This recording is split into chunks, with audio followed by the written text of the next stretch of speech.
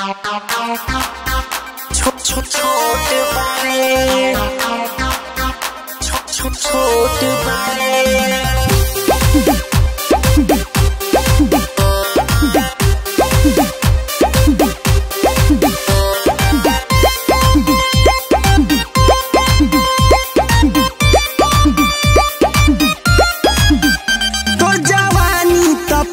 से गोटाइल बा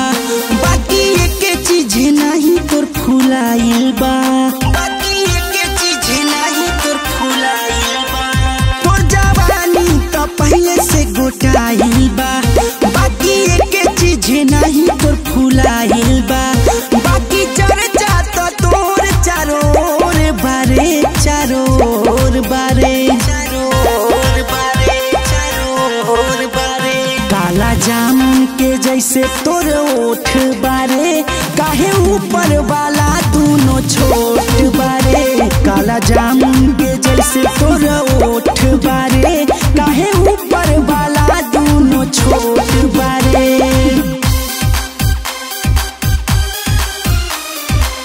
music by RP Chandan studio.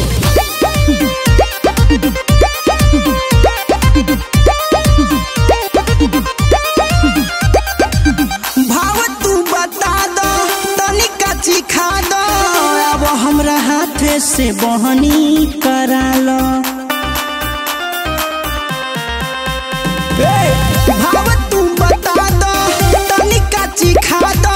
अब हमरा हाथ से बहनी करा लो रेट भरपूर दे तब तोर चीज ले बुझ नहीं फिर में तहरा के छुई ले बुझ नहीं फिर में तहरा के छुई भरपूर बारे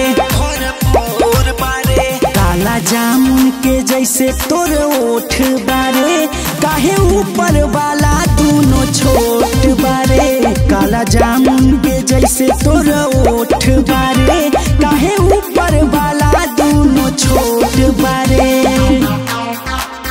छोट बारे छोट बारे।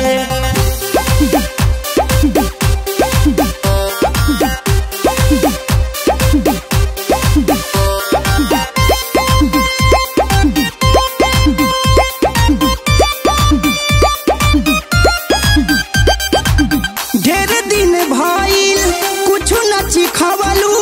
चढ़ली जवनिया के चटनी चटई तू ढेर दिन भइल कुछ न चिखैलू चढ़ली जवनिया के चटनी चटई तू पूरा कर इच्छा